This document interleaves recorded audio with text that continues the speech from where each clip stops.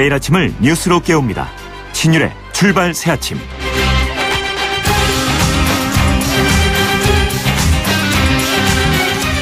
애인이 싫어져 여자친구가 떠났으면 스토킹하듯이 매달릴 게 아니라 이성적으로 생각할 시간을 줘야 한다. 아니다. 부모님이 잘못한 자식에게 회초리로 따끔히 혼을 냈으니까 자주 뵙고 마음을 풀어드리는 게 자식된 도리다. 이게 무슨 얘기냐 하면은요, 요즘 더불어민주당 내에서 나오는 호남 되찾기 방법론에 대한 얘기입니다. 한쪽에선 호남을 더민주의 여자친구로, 또 다른 쪽에서는 부모님으로 생각해서 그 해법을 달리해야 한다, 이렇게 주장하고 있는 건데요. 그런데요, 이 다른 두 해석이 호남 민심 찾기란 진정성이 느껴진다기보다 석 달여 앞으로 다가온 차기 당권과 관련돼 있다는 생각이 왜 자꾸 드는 걸까요? 총선 이후 호남 특위를 마련하겠다는 계획은 어디로 갔는지 모르겠습니다. 호남 민심은 현재 더불어민주당의 여자친구도 부모님도 아닙니다. 오히려 국민의당에 입양된 자식처럼 보인다는 말도 나오는데요. 판단은 청취자 여러분 각자에게 맡기겠습니다. 신율의 출발 새 아침, 오늘 순서 시작합니다.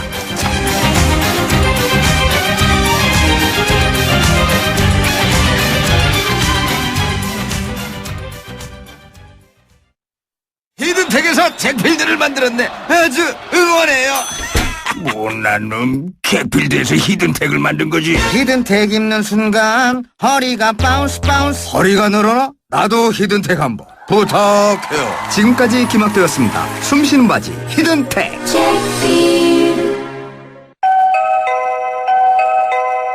늘 반가운 소리로 우리를 맞이하는 코맥스. 이젠 코맥스 홈 IoT로 언제 어디서나 편리하고 안전한 우리 집을 만날 수 있습니다. 삶의 가치와 행복을 만드는 기업 코맥스. YTN 라디오 신율의 출발 새아침. 지금까지 들어온 뉴스 정리해 보겠습니다. 백병주 시사평론가 스튜디오에 모셨습니다. 어서 오십시오. 안녕하십니까. 예, 북한 리수영 노동당 중앙위원회 부위원장이 이끄는 대표단이 어제 중국을 방문을 했죠. 근데 방북단 규모가 일단 크다 그러죠. 네, 방문단 규모가 상당히 좀 큰데요. 그 40여 명 규모라고 하죠. 네, 이게 사흘 일정인데요. 이 대표단이 그 중국을 찾은 것은 그 올 초 4차 핵실험, 장거리 또 미사일 발사 이후에 그 급격하게 악화된 이 북중 관계를 좀 회복하는 방안을 좀 모색하기 위한 것 아니냐. 네. 이런 풀이가 이제 나오고 있죠. 네, 리수영 그 부위원장은 그 최근 그 노동당 제7차 대회를 통해서 이 강석주에 이어서 그 당 국제 담당 이제 비서직을 맡았죠. 북한 외교의 그 사령탑이라고 볼 수 있습니다. 이 4차 핵실험 이후에 그 중국을 방문한 이제 그 최고위급 북한 인사가 되는데 이 김정은 노동당 위원장이 그 스위스 유학 시절에 또 후견인 역할을 한 것으로 알려지고 있죠. 이게 참 주목할 게 중국으로 갔어요. 뭐 친서를 갖고 갔다. 김정은이가 중국 가는데 사전 정지 작업을 하러 갔다. 별얘기가 다 나오는데. 그렇습니다. 그죠?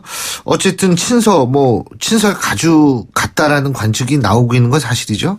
네, 사실 이제 그 사흘 일정인데요. 네, 친서를 이제 가지고 왔을 것이다. 이제 이런 관측이 나오고 있는 주된 이유는 아마도 그 시진핑 중국 국가주석을 오늘 만나지 않겠느냐. 이제 이런 관측 때문입니다.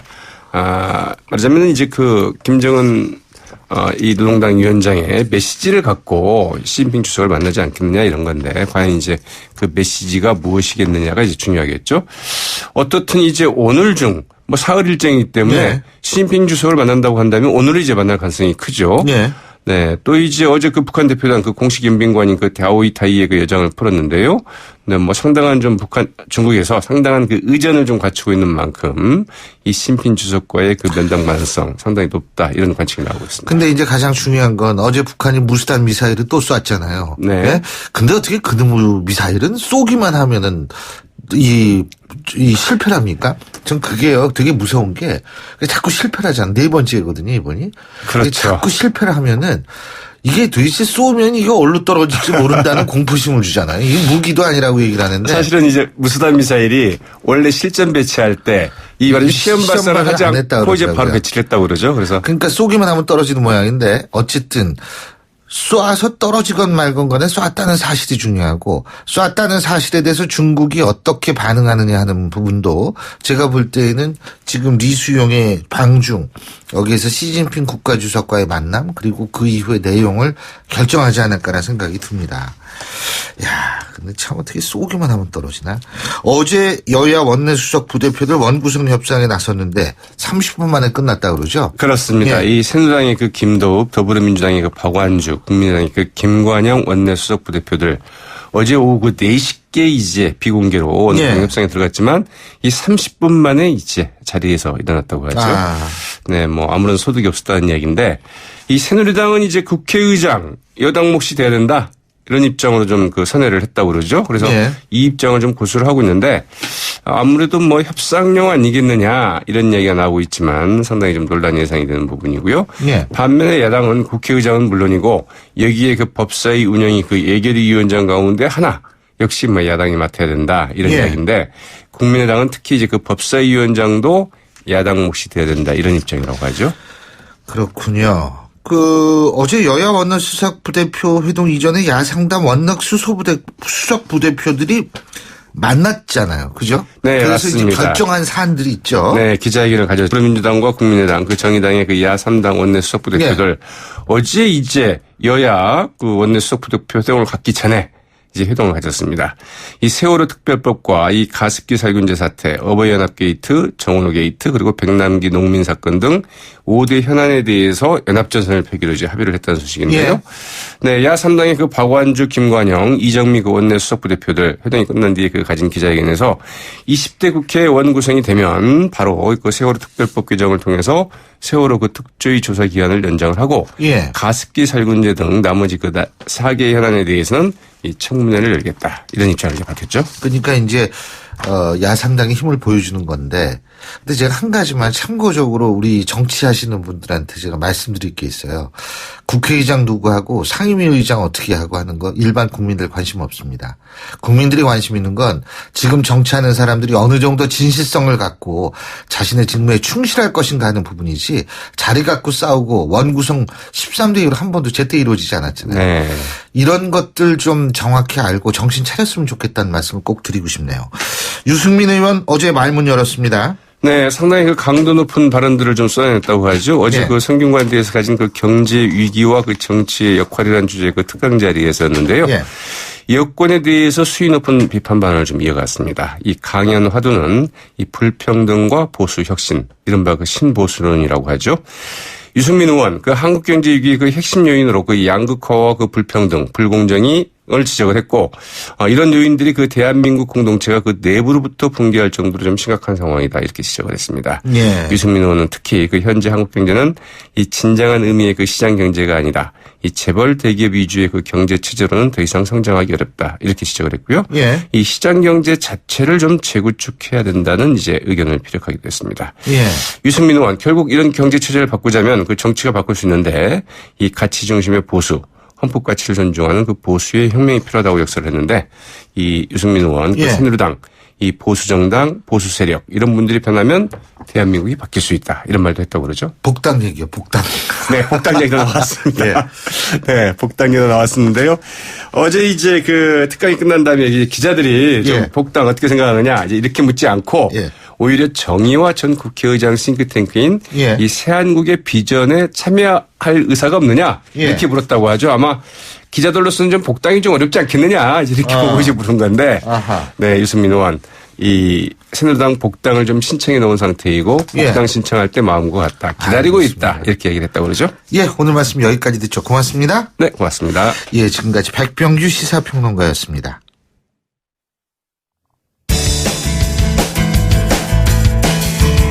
여러분은 지금 FM 94.5MHz로 방송되고 있는 신율의 출발 새 아침을 듣고 계십니다.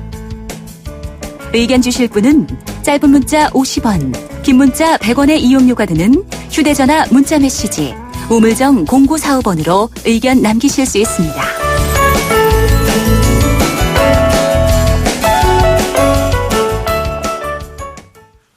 새누리당이 전국위 추인 하루 앞두고 오늘 비대위 명단을 발표할 예정인데요. 당내외 인사 비율을 5대5로 하기로 해서 결과적으로 당내 인사 비중이 많이 줄어들게 됐죠. 그간 친박계의 반말을 샀던 김영우, 이혜훈, 홍일표 의원의 내정 취소 가능성이 커졌다는 얘기가 지금 나오고 있습니다.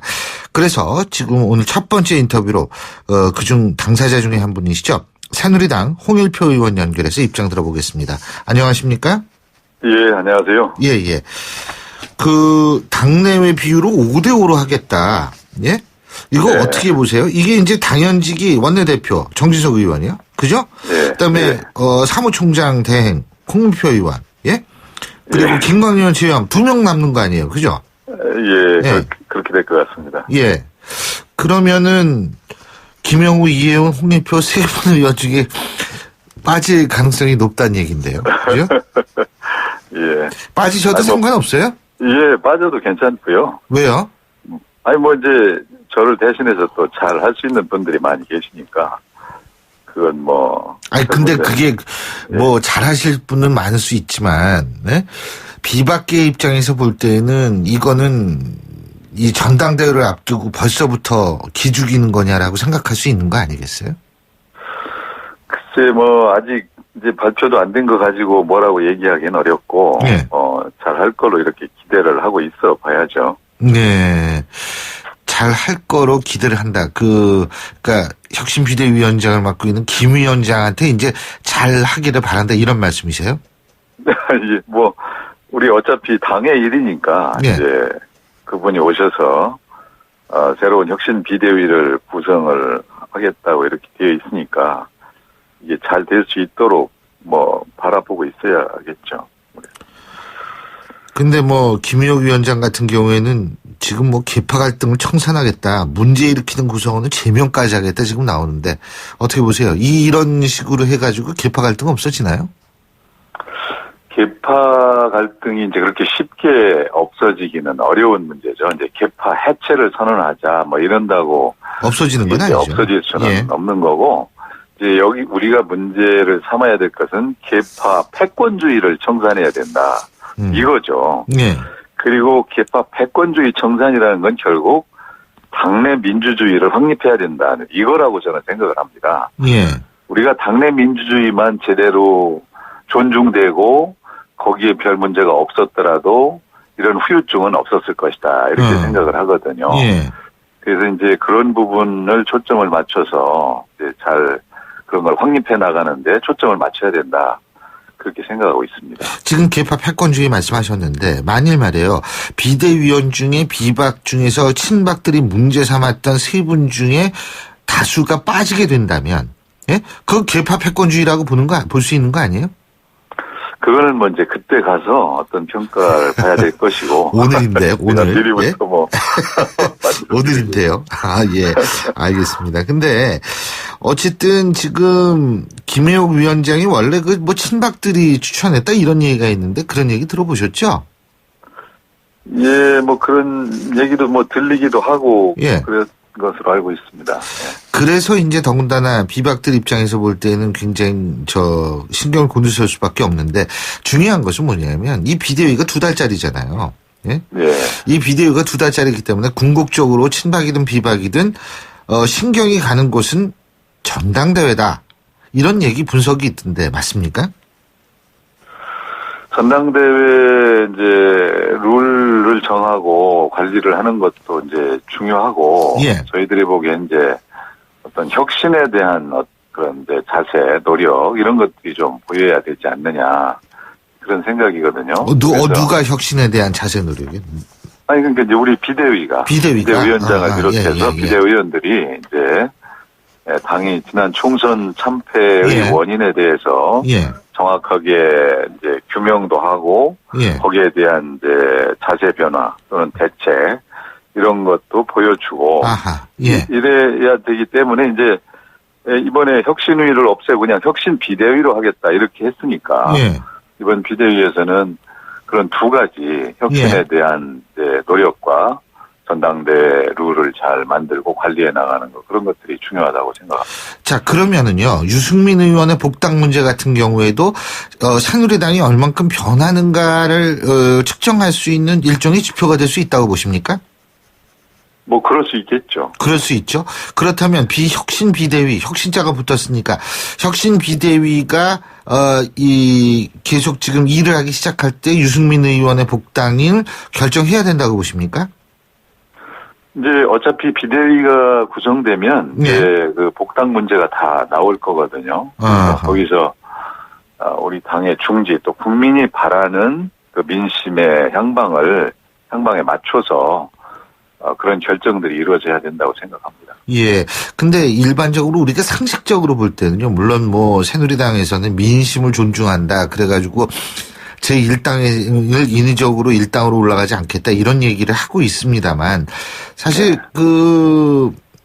그렇게 인위적으로 하지 않겠다는 그 말 속에서는 유승민 의원의 복당 때문에 일단 그냥 포기하는 게 낫다 이런 생각이 자리 잡고 있다라는 분석도 있던데요. 네. 이제 뭐 그렇게 되면 안 되겠죠. 그렇게 읽혀지는 행동을 하면 안 될 텐데. 예.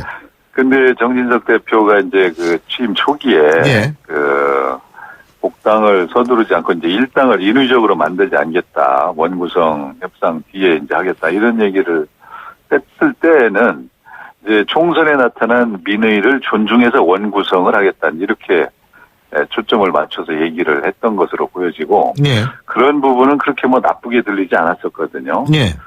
그러나 이제 복당에 대해서 이제 처리를 할 때에는 이렇게 그런 부분을 전향적으로 그렇게 결정을 해야 되겠죠.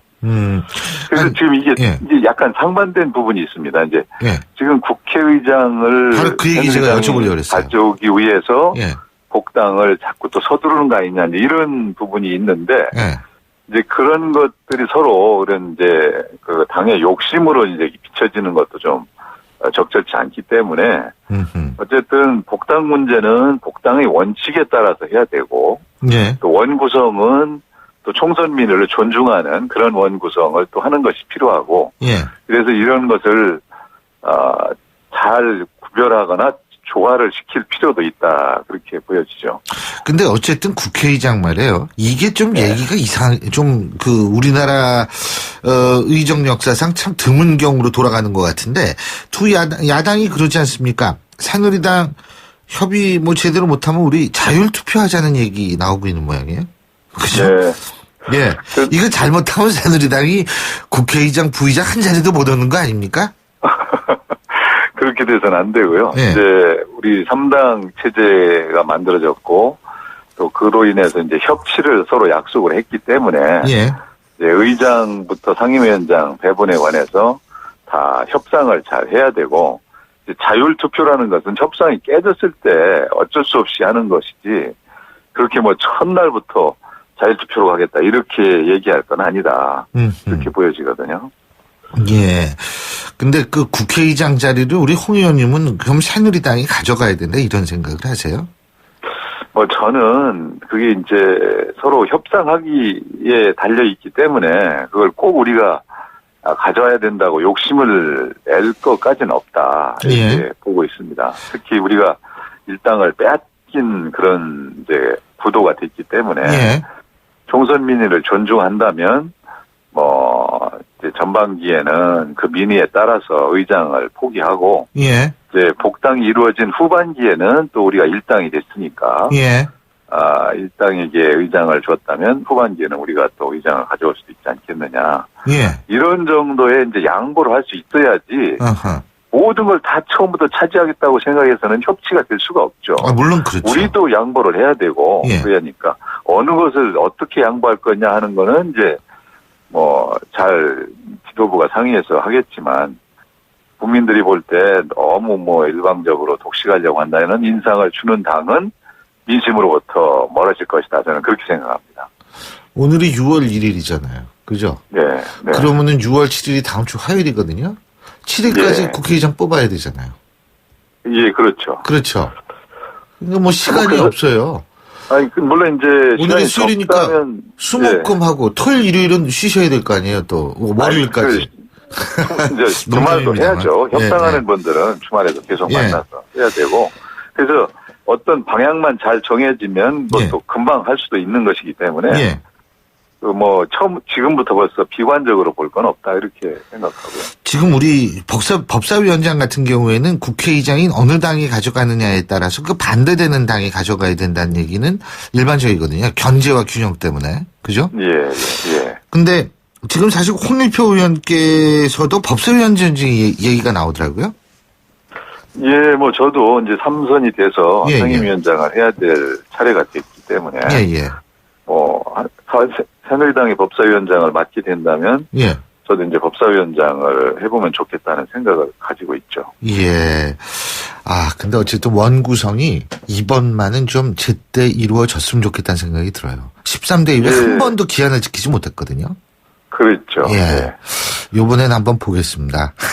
저희들이 열심히 노력하겠습니다. 그리고요. 그 비대위원이 어떻게 되느냐에 따라서 저희가 한 번 더 모실 테니까 인터뷰 한번 꼭 응해 주십시오. 알겠습니다. 감사합니다. 고맙습니다. 고맙습니다. 지금 섭외까지 끝냈습니다. 새누리당 홍일표 의원이었습니다. 신율의 출발 새 아침 1부 순서 여기서 줄입니다. 잠시 뒤 2부에서 뵙겠습니다. 록비드 면역은 높아도 안 돼요. 면역은 낮아도 안 돼요. 녹용 추출 성분 록비드 록비드. 본 제품은 건강기능식품 광고입니다. 안녕하세요, 마마무입니다. 진학과 취업이 고민이신 분들을 마마무가 응원합니다. 나의 꿈은 폴리텍. 세상을 바꿔가는 모든 기술 폴리텍 대학 함께 가요. 누구나 원하는 최고의 인재. 여기 아름다운 그대가 있어요. 니코텍 폴리텍. 난 그대만의 폴리텍. 이 캠페인은 고용노동부와 한국폴리텍대학이 함께합니다. YTN 라디오 캠페인. 환자에겐 편안하고 안전한 간호를 제공하고 환자와 가족에겐 사회적, 경제적 부담을 줄여줄 간호간병 통합 서비스에 간호사 여러분의 참여를 기다립니다. 대한간호협회가 보건복지부의 위탁을 받아 대한중소병원협회와 함께 운영하고 있는 간호인력취업교육센터에서 간호사 여러분의 경력단절로 인한 어려움과 재취업 문제를 해결해드리고 있습니다.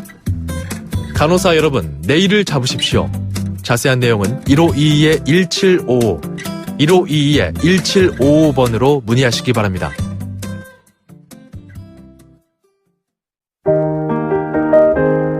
서울에 사는 박준호 씨 사연입니다.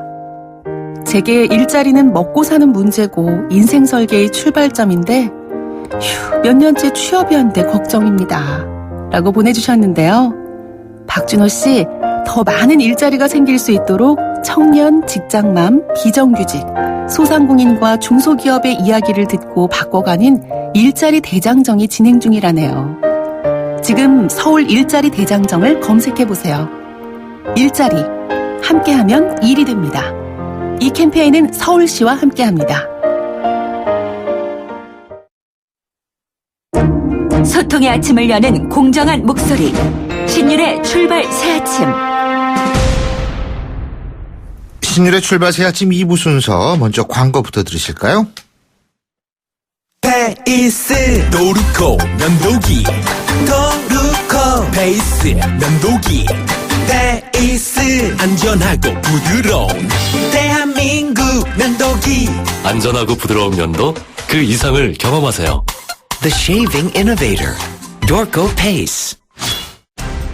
온도와 습도를 항상 일정하게 유지시켜주는 항온항습기 전문기업 AR. 전산센터, 반도체 공장, 미술관, 박물관, 귀중품 보관실을 30년 축적된 기술로 AR이 지켜드립니다. 24시간 확실한 서비스 보장. 031-497-0561. 사장님, 성악가 김동규 씨네 집 바닥재 좋던데 우리 집도 똑같은 걸로 해줘요. 아, 요즘 떠오르는 바닥재 스타 강마루. 스타일 좋고 습기 열 긁힘에 강하니까 오래 사용하려면. 그래서 스타 강마루로 하는구나. 성악가 김동규입니다. 강마루 스타는 스타 강마루. 스타 강마루. 연일 계속되는 황사로 기분까지 답답한 경우가 발생하고 있습니다. 솔의 눈을 항상 준비하시기 바랍니다. 시원한 솔싹 추출물이 입안에 솔솔 솔바람을 불게 합니다. 이상 머리까지 시원해지는 느낌 솔의 눈이었습니다. 솔의 눈. 메르세데스 벤츠 공식 딜러 KCC 오토 영등포 전시장 그랜드 오픈. 5월 초 강서, 목동, 강북, 제주에 이어 이제 가까운 영등포에서도 메르세데스 벤츠를 만나보실 수 있습니다. 메르세데스 벤츠를 만나는 새로운 선택. 메르세데스 벤츠 공식 딜러 KCC 오토. 크리네어 테크. 크리네어 테크 집중기 주물 작업 연마 작업 페인트 작업 분진가스 냄새 연기 작업장 분진 이 세상에 못 없애는 분진이 어딨어.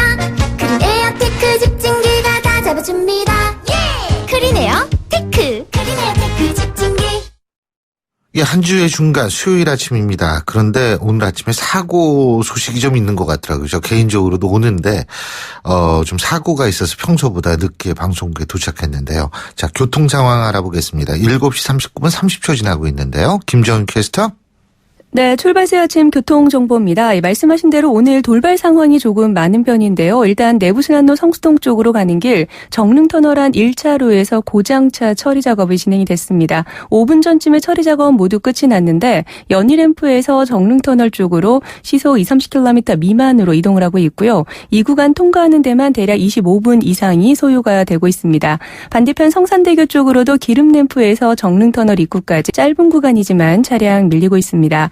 강변북로 구리 쪽으로는 가양대교부터 동작대교까지 주춤하고요. 올림픽대로도 방화대교부터 한강대교 지날 때까지 시속 30km 안팎으로 이동을 합니다. 이 밖에 분당 수서로 이용해서 도심 가는 길 복정에서 탄천 1교까지 정체가 되고 있는데 탄천 1교 조금 못 간 지점에 있었던 사고 처리 작업도 모두 마무리가 됐습니다. 고속도로에도 사고 소식입니다. 서울 춘천간고속도로 춘천 쪽으로 가는 길 화도 진출로에서 대형 화물차가 옆으로 넘어진 사고가 발생을 했는데요. 현재 1시간 넘게 사고 처리 작업을 하고 있고요. 이 화도 진출로를 이용할 수 없다는 점 참고하시기 바랍니다. 출발새 아침 교통정보였습니다. YTN 라디오 신율의 출발 새 아침. 더불어민주당과 국민의당이 새누리당과 국회 원구성 합의에 이르지 못하더라도 법정 기한인 7일, 그러니까 다음 주 화요일까지는 자율 투표를 통해서라도 국회의장단을 선출하겠다. 이렇게 합의를 했습니다. 3당 체제, 과연 3당 체제가 어떻게 돌아갈 것인가를 지금 야당들이 보여줬다. 이런 평가도 있죠. 자, 그래서 협상 파트너 가운데 한 분이죠. 더불어민주당 박완주 원내 수석 부대표 연결해서 입장 들어보겠습니다. 안녕하십니까? 네, 안녕하세요. 박완주입니다. 예. 아유, 지금 네. 7일 날은 어떻게 하겠다 이런 의지의 표현이라고 봐야 될까요? 아니면 새누리당한테 뭔가 보여주는 표현이라고 봐야 될까요? 예? 정확하게는 사실은 28년 동안 지각국회에 대한 여론의 따가운 지적이 있기 때문에 예. 그 3당 원내대표께서도 합의했던 부분이고요. 법정 시한을 지키겠다. 예. 그리고 20대가 이제 드디어 이제 국회도 송년 국회가 됐잖아요. 예. 그래서 7일까지는 진짜 서로 통 크게 양보하고 해서 7일 날은 원구성을 하는데 시작을 하자. 그게 민생국회의 출발이다라고 하는 부분 의지를 표명을 했던 거죠. 근데 그 13대 이후에 한 번도 제때 원구성된 적이 없다. 이 말씀이신 것 같은데요. 네. 그죠? 예. 네네. 맞습니다. 그런 문제의식은 아마 대부분 다 동의를 하실 겁니다. 근데 네. 자율투표를 만일 한다고 가정을 했을 때요. 지금 더불어민주당 내에서도 이 국회의장에 도전하시려는 한 분들이 좀 계시잖아요. 그죠? 네네네. 이분들 바쁘시겠어요. 지금 오늘 수요일인데 다음 주 화요일이 투표한다면 이거 좀 표 먹으러 다녀야 될 거 아닙니까? 예? 그렇게는 아닐 거고요. 아마 이제 각 당에서 이제 문제 출발점은 전체적인 흐름이 예. 일당이 국회의장 하는 거에 대해서 암묵적 동의가 됐는데 어제 그저께 이제 새누리당 의원총회에서 갑자기 뭐 국회의장을 사수하겠다라고 하면서 다 이제 협상 자체가 판이 이제 흔들면서 나오는 거고요.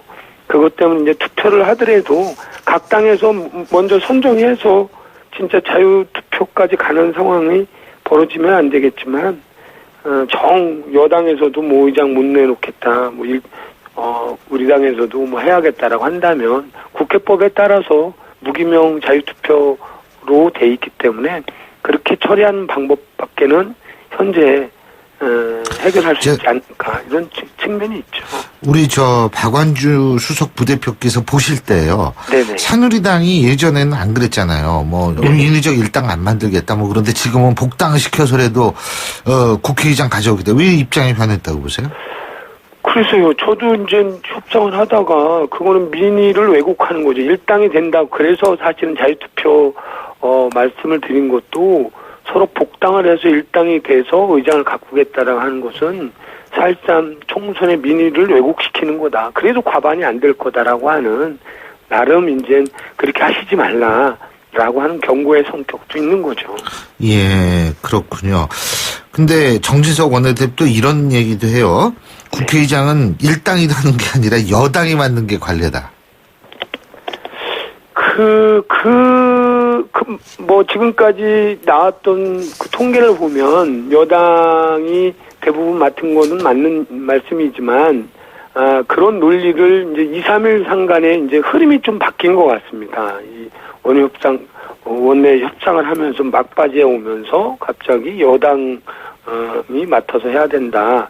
그건 관례적인 거이기 때문에 이거는 서로 협의를 하고 하면 되는데, 그렇게 되면 평행선을 걷다 보면 결국에는 서로 양보가 안 되면 원훈 구성을 해야 되고 그렇게 되면 국회법에 따른 법을 지키는 수밖에 없다. 이런 측면이 있다는 말씀을 드리겠습니다. 근데 이제 사실 딴 쪽에서는 이런 얘기도 있더라고요. 뭐냐면 미국 같은 경우에는 여소야대가 일반적인 현상이거든요. 근데 이제 국가적 위기가 있을 때 여대 야소가 되는 건데 여소야대가 일반적인 현상 이유는 입법부가 행정부를 견제하기 위해서는 여소야대가 돼야 된다.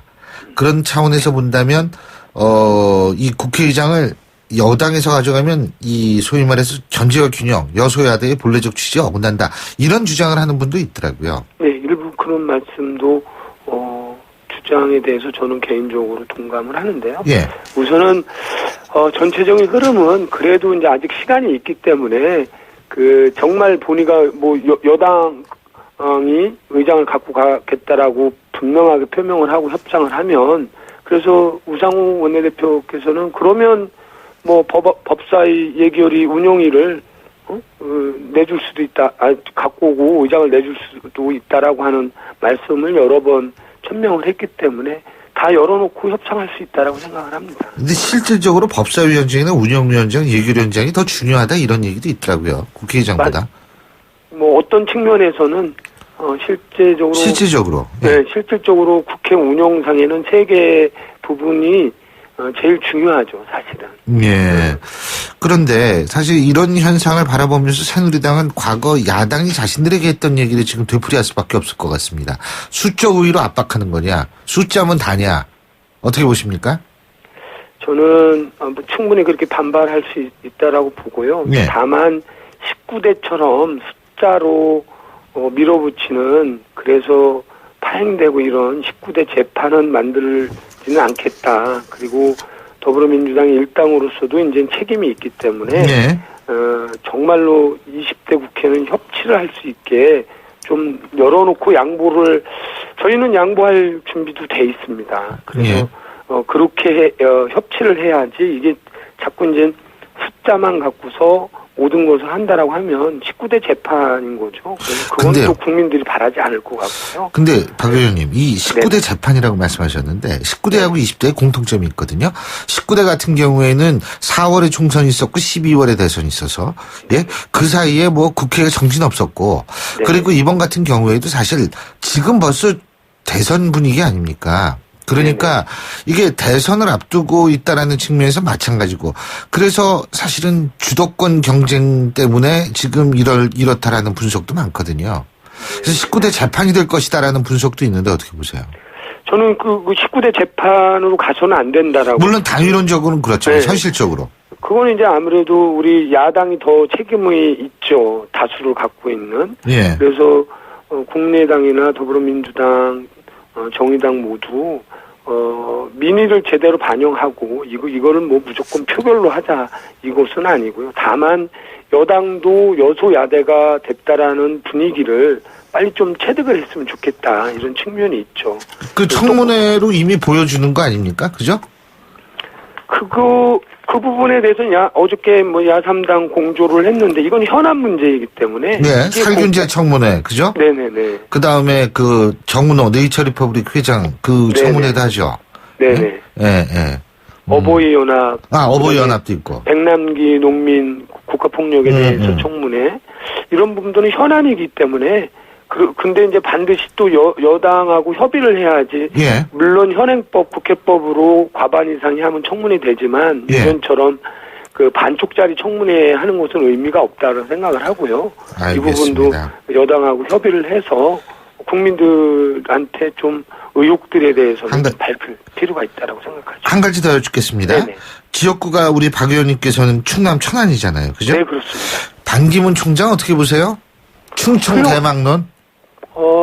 아니, 저는 개인적으로 굉장히 훌륭한 외교관이라고 생각을 합니다. 예. 그래서 출마 여부에 대해서는 우리 반기문 당사자가 이제 결정해야 될 문제이지만 이 험난한 그 국내 정치 상황을 잘 뚫고 나갈 수 있을까에 대해서는 반반입니다. 알겠습니다. 험난한 상황이라는 것은 현실 정치적 험난한 상황? 아니면 안보 경제의 문제? 어떤 거요? 뭐 모두 포함이죠. 당내 뭐 경선 문제도 있을 테고 안보 경제, 내부 정치 이런 부분에 대해서 험난하죠. 당내 경선도 친박이 밀고 있는데 험난할 것이다. 뭐 하여튼 쉽게 가는 길은 대권은 지금까지 봐서는 그렇게 쉽게 가는 경우는 별로 없더라고요. 알겠습니다. 예. 어쨌든 6월 7일 날까지 한번 되는지 저희가 볼게요. 예, 네네. 수고 많으십니다. 고맙습니다. 네, 고맙습니다. 예, 지금까지 더불어민주당 박완주 원내수석 부대표였고요. 신율의 출발새 아침 2부 순서는 여기서 줄입니다. 전 뉴스 들으신 이후 8시 10분 3부에서 뵙겠습니다.